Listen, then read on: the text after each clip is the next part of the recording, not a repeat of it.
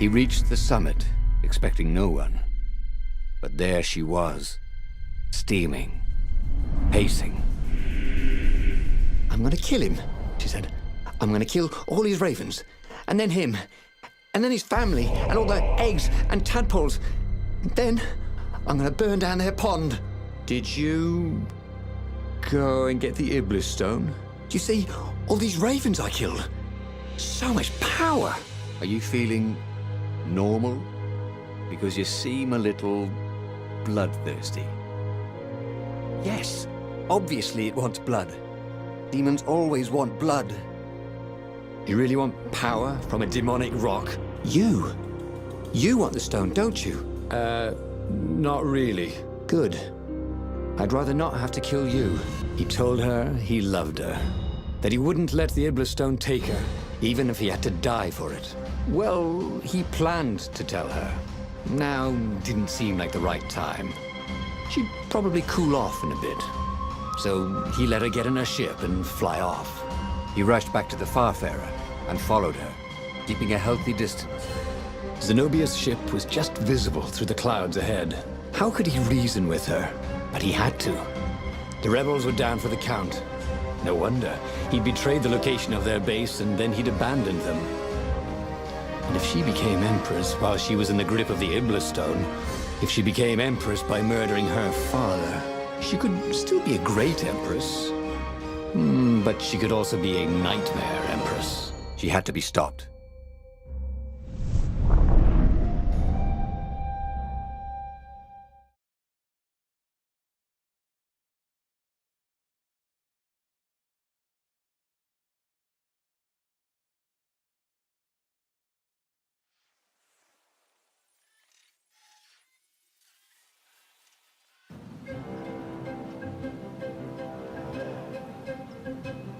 There were more dead ravens along his path, some of them wounded in the back. He knew she could have easily talked her way past them, or clouded the little tiny raven brains with a spell.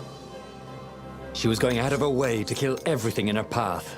This wasn't Zenobia, not as he knew her.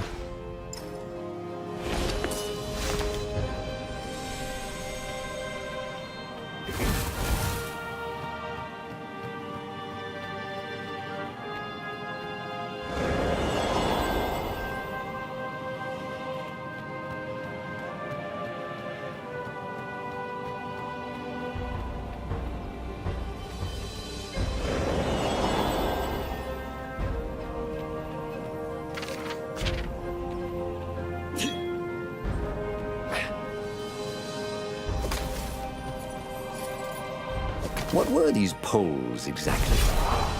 Parking meters from the time of the lost gods?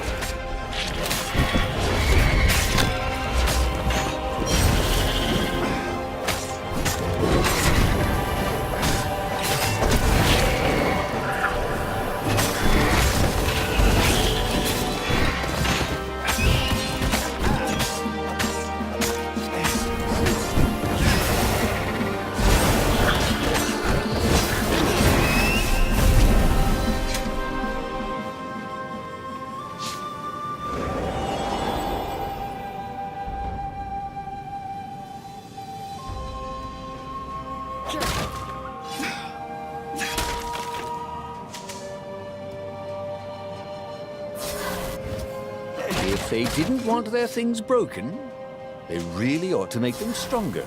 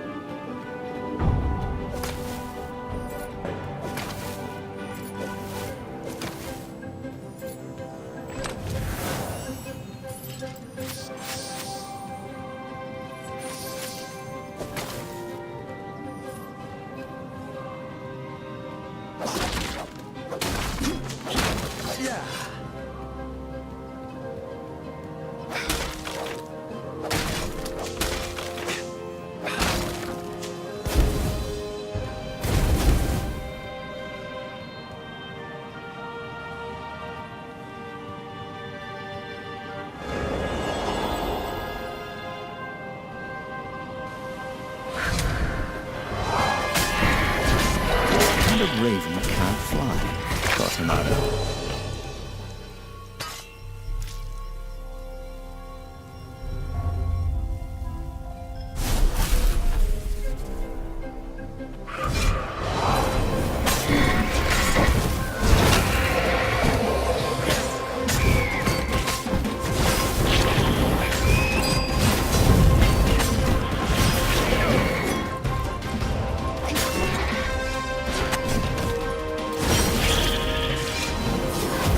Ready to become faster, stronger, bolder. If only he could figure out which.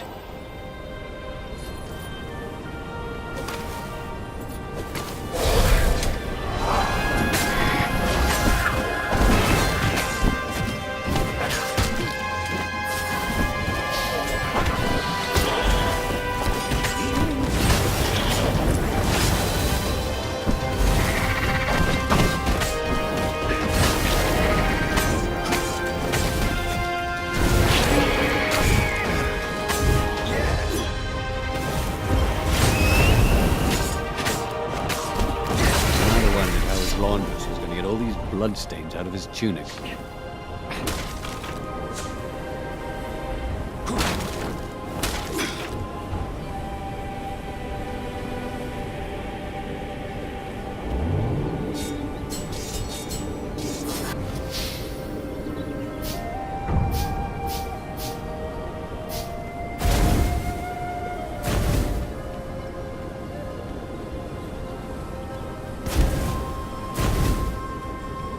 So, his beloved was possessed by the spirit of a demon.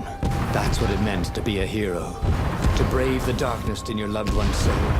To have faith there was still good in her. To help her out of that darkness, no matter what the cost. But what? What could he do? She'd kill him if he tried to take the Iblis stone from her.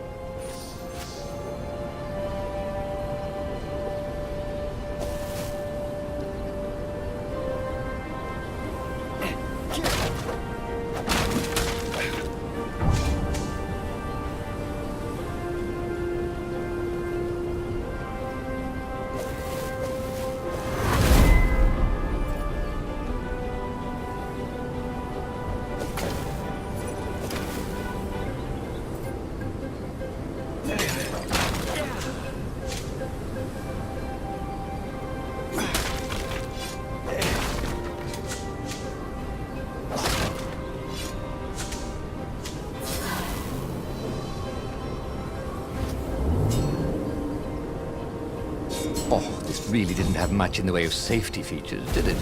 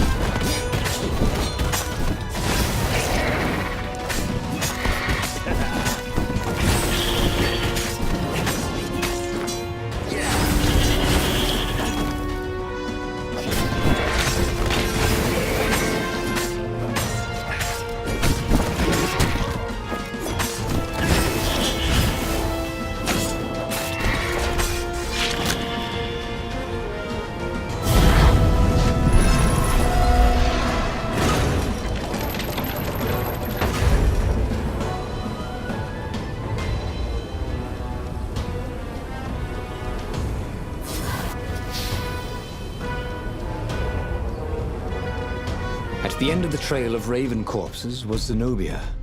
Her father was frantically rigging a strange apparatus wrapped around a glowing core. "Don't do it!" he shouted. "You'll hate yourself in the morning! Stay back!" She screamed in a horrible voice he'd never heard before. It froze him in his tracks. The Emperor stared at him.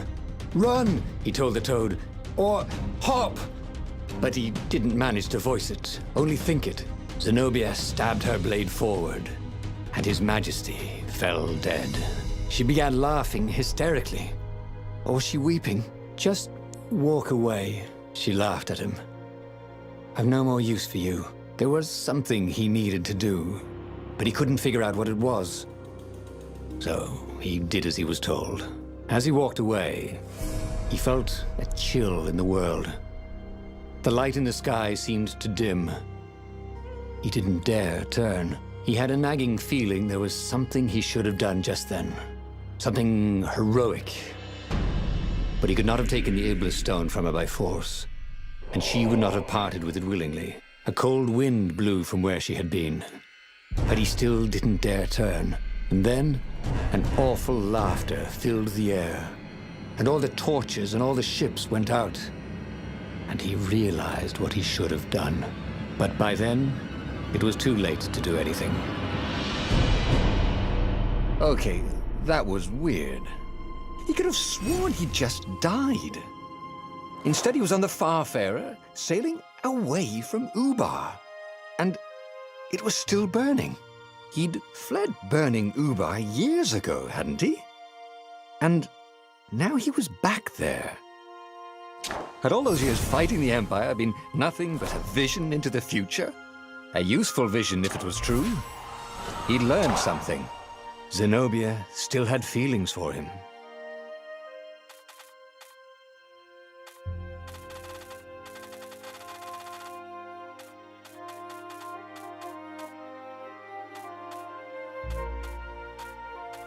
He'd made bad choices. But now, when the real battle came, he wouldn't make those choices. He wouldn't make the same mistake twice. The book's pages began to flip backwards, towards the beginning. And he realized that his adventure was just beginning. The clouds parted over the Isles of Boreas.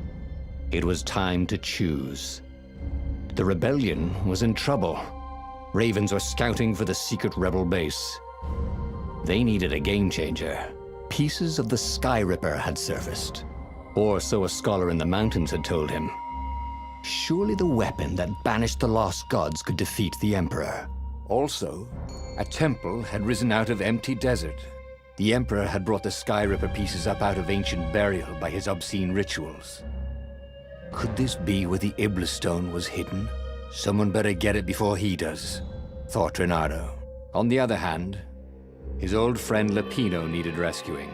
Lapino was no game changer, but could Reynardo really leave an old friend to the Ravens?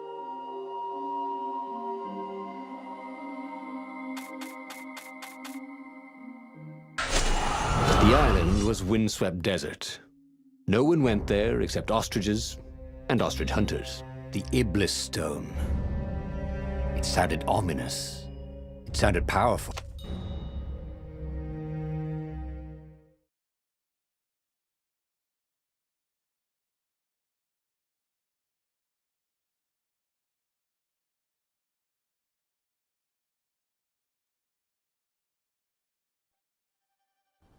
Every child